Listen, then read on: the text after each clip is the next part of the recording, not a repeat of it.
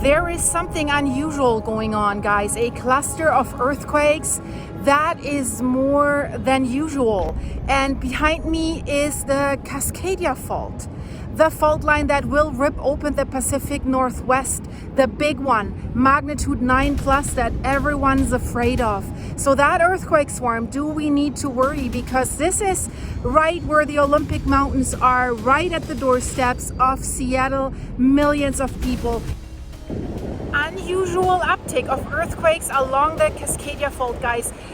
If the big one hits, then I have 8 to 15 minutes to get away from what's behind me, because I am in Pacific City along the Washington coast right now. I've been traveling through Oregon and Washington in the last few days, but where I am right now, there's the Olympic National Park, and behind that there's the Puget Sound and Seattle with millions of people, and that's where this earthquake cluster is happening. We know there's yearly events like earthquake swarms every 12 to 14 months, but is that? It's very unusual, even if it were that.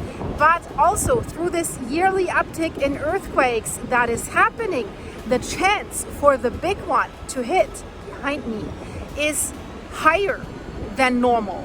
So this is something that we definitely have to look at, because it's obvious such a big cluster of quakes that is happening basically at Seattle's doorsteps. And guys, I have my two assistants with me, Rudy and Eddie, today. And yeah, I am of course aware where I have to go should there be an earthquake. I just talked to a local geologist yesterday that has studied what's going to happen along the coastline, and I said, you know, all these tsunami evacuation routes that go along roads, all the signs, you won't be able to get out with your car to higher ground, because the land here where I am standing is going to sink at least 6 feet when the earthquake happens. And then there's liquefaction. So you're standing here on the beach, the land is sinking, and of course there are going to be landslides here on the cliffs. So getting out of here is not that easy. I have found a trail here that does not have any wooden stairs or anything that would collapse, but trust me, it's not that easy. So for people on the coast, this will be a huge devastation. But the big one, that will be magnitude 9 or higher, that will rip open the Pacific Northwest. Thousands and thousands of people will be lost, billions of dollars damage in infrastructure, and people are still not ready. There's so many unreinforced buildings still going from Vancouver, Canada, Victoria, BC, Seattle, Portland, Oregon, so many masonry buildings that are unreinforced. So let's have a look. What is going on, guys? This is a little bit of a mystery. So imagine this, guys, over 2,650 earthquakes in that cluster are rumbling beneath the cities and the settlements around Seattle and in the waters of the Pacific Northwest in this area. And that is a lot. So I'm back inside. Sorry for the wind noise in my intro. But guys, I thought since I am here where the action is happening, I will show you the area that we are talking about right now, the area that we're seeing on this map here. I am west of the earthquake swarm, right? I'm across the Olympic Mountains on the coastline there, but still close enough to be on the pulse for you guys. This tremor surge along the Cascadia Fault, is there a hidden earthquake storm? Because that's not all. Maybe you have seen my video about the Oregon coast that was scaring people a little bit. We had powerful earthquakes just a few days ago, 5.9 and 5.1, close to the Cascadia Fault. Not related to the Cascadia Fault, the Blanco Fracture Zone, but shaking like this can always trigger some other fault lines. We know that. And both quakes had aftershocks right away in the magnitude 3 ranges. So that has sent ripple effects to the scientific community. We all were like, what is going on? I mean, it's not like I see this. Sometimes people report like doomsday, it's coming, this is it. That's BS. This is not the case. We need to carefully evaluate what is going on. Is it a little bit concerning? Yeah, of course, at the first glance it is, because it is unusual. Many people are asking, what on earth is happening at Cascadia? So is this sleeping giant giving us some warning signs? Is it only giving us some whispers? Is this business as usual? So we will look at what these earthquakes are, and we will also tackle the big question, could this build up to a devastating megathrust event? Look at this map. This is July 1st until today, September 28th, 2025. Nearly 19,000 red dots cover the subduction interface. So the exact number is 18,970 tremor epicenters have been recorded along the Cascadia subduction zone. That's nearly 19,000 tiny quakes. They're not like big ones, they're tiny quakes, but they're whispering underneath the crust. They're telling us that this thing is alive. And in the past 7 days alone, we had over 2,650. So that tells you how this has accelerated right now. And here's where it gets even more striking. The last 2 days have shown some of the highest daily counts of this entire cycle. So if that was an episodic tremor and slip event, like it's happening every 12 to 14 months, and during that time, while this event is happening, the risk for the big one is increased. But this is already happening since July. This would be very long. This is what stands out to me a little bit. For those of you who live along the West Coast or the Pacific Northwest, if you're watching, write in the comments, how do you feel about that? What do you think? Do you think this is unusually long and unusually many, we could say, because the spikes are really standing out. They are not random. So it seems like they're the tremor front that is pushing harder. And it's surging with energy deep within the fault zone. And in addition to all that, these two large quakes off the Oregon coast, they were not deep tremors, though they were genuine earthquakes rupturing the ocean floor, and they occurred around the Blanco Fracture Zone. That's a known transform fault system that is just offshore of the town of Bandon in Oregon, and aftershocks also have clustered nearby around that area. And while that has not been catastrophic, there were no damages, these earthquakes matter because offshore quakes of this size remind us that the stress is shifting, and not just quietly, it's also felt with these earthquakes.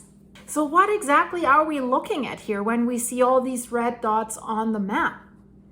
So most of these thousands of seismic signals are not the kinds of earthquakes that you would feel sitting at your kitchen table. Well, while I'm recording the video right now, yeah, you would not see me shaking. But they're basically tremor bursts. This is how you can call it, like tiny low frequency quakes that are linked probably to something that we call the episodic tremor and slip. We call that in short ETS here on the West Coast. So every 14 months or so, in northern Cascadia, the deep part of the Cascadia Fault creeps quietly. And it doesn't make the ground shake violently during that time, but it adds centimeters, inches of slip, and it transfers stress towards the shallow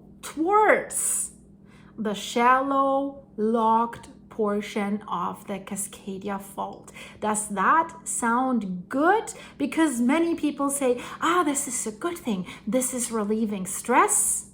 Well, if this is relieving stress, guys, think about this. Why is then the risk for the big one to hit us increased during that period if that is relieving stress? So it is transferring the stress towards the locked portion of the fault. That very segment of the fault that is capable of producing a magnitude 9 Megathrust earthquake. But when we add in the magnitude 5.9 and the 5.1 in the Blanco Fracture Zone, the picture changes slightly. The tremor is a silent release, but those offshore quakes that we're seeing there is stress released through a brittle fracture. So scientists are watching that very, very closely because it shows how energy is partitioning. Some of this energy is released as tremor, but some also as actual earthquakes, as we've seen, the higher magnitude earthquakes. So why is what happened in the last week, what we see there, why does that matter so much? Here's the important context. Within that ETS cycle, the tremor activity always waxes and wanes within that cycle. But 2,650 plus tremors in just 7 days, with the last 2 days of that week hitting unusually high levels, makes this phase stand out significantly. So it seems that this current slow slip episode, which it is most likely, is not winding down quietly. It's pulsing and it's possibly still approaching towards its peak. And then if we pair this, because the timing is quite suspicious, if we pair it with these offshore magnitude 5 plus, well, 5.9, it's almost 6 events in the Blanco Fracture Zone, and you look where the Blanco Fracture Zone is, it's basically meeting there where the Cascadia Fault starts. That suggests a very dynamic and very restless Cascadia margin at the moment. The Cascadia subduction zone has always been restless, although it's, when you look at the whole Pacific Ring of Fire, it's the most quiet zone of all of that. We have regular bad earthquakes happening in Japan. We just had a megathrust magnitude 8.8 in Kamchatka.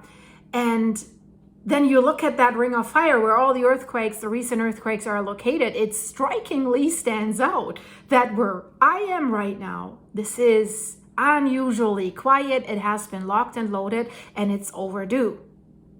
So I said the Cascadia zone has always been restless. I mean these microseismic events, these ETS events.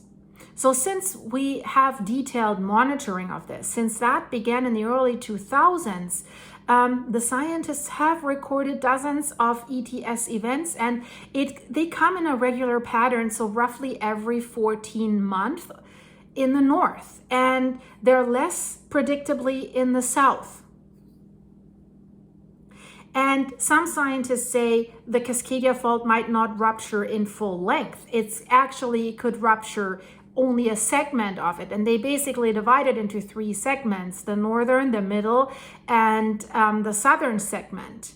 So, and some say that the northern segment is probably going to rupture first, has the highest risk to rupture. Ooh, and this is where we have this cluster. What is the energy that these ETS events release? The energy that is released in these microseismic swarms is immense. It basically, if you look at the cumulative energy, it releases the energy of a magnitude 6.5 to magnitude 7 earthquake. That's a lot. But it releases it so slowly that the ground doesn't really shake like a normal earthquake. Instead of us feeling the shifting and like, oh, there's an earthquake. No, the GPS sensors that the scientists have put in place, they show that the crust is shifting by a few centimeters, by a few inches over the weeks time that this event is lasting. In 2003, we had a large ETS episode, and that was migrating from Vancouver Island into Washington State. In 2011, and that was interesting, just before Japan's devastating Tohoku Megathrust earthquake happened, the Japanese scientists noted similar tremors. So that's why this is always something to be on the lookout, be prepared when this is happening. Don't say, that happens every 14 months, nothing to worry about. No, especially during that time, we should be especially on alert. So Crazy Blondie, that's a good idea to be on the coast right when this is happening. But to my defense, I was here first, basically. No, not really. I have only been here for a few days, and I'm going home actually. But definitely, I was here before this significant event started in the last 2 days. So of course it makes me feel uneasy when I'm walking the beach. I'm thinking about this, guys, trust me. In 2017, scientists were on high alert because something unusual happened there in the south of the Cascadia Fault, because it saw unusually long tremor bursts. So researchers were puzzled, like, what's happening? And this year's almost 19,000 tremors are part of that story. But the intensity of the last 7 days makes them harder to ignore. The Blanco zone is kind of a wild card, by the way. I want to jump back to Bend in Oregon for a second. The Blanco Fracture Zone is a seismically, we can call that hyperactive fault system that's around 160 miles off the coast of Bend in Oregon, and it produces frequent magnitude 5 and even magnitude 6 earthquakes because it is a transform boundary where plates are sliding past one another, like the San Andreas Fault. So the two recent events, the magnitude 5.9 and the magnitude 5.1, were right in this fracture zone, and their aftershocks lined up with Blanco's well-mapped fault zone. So it's not directly in the Megathrust interface of the subduction zone of the Cascadia Fault. But these quakes still show us something very important. The Cascadia Fault is not a single fault. It's basically a web of interacting zones. And when stress is moving in one, it can influence the others. I've talked a lot about this in regards to the San Andreas Fault in California, because there's many faults around the San Andreas Fault that vertically, for example, come towards the San Andreas Fault. And the scientists just recently said, if these smaller faults have earthquakes, they could trigger the big fault. So this is something that is kind of a fresh knowledge that needs to be explored further. But we've just seen it in Kamchatka that the earthquake has triggered volcanoes. So this tells you, these tremors are sending shock waves through the crust. And if the Cascadia Fault is locked and loaded, and around it we have these magnitude 5 tremors that are shaking everything, well, this thing could be shaken and then poof, that's the risk. So I know the big elephant in the room is, could all this, what we're seeing right now, trigger the big one? The magnitude 9 Cascadia earthquake. The scientists are very cautious with their response to that. The earthquakes at the Blanco Fracture Zone do not mean an imminent Megathrust earthquake, but they highlight that the stress is constantly shifting in the system. Every ETS event and every Blanco Fracture Zone earthquake is a reminder that the Cascadia Fault is getting ready for the big Megathrust earthquake. That could be next year, that could be tomorrow, that could be in 30 years. We have a high chance that it could happen in the next 30 years. For the people, for us living in the Pacific Northwest, these ETS tremors are invisible, but their implications are really very real.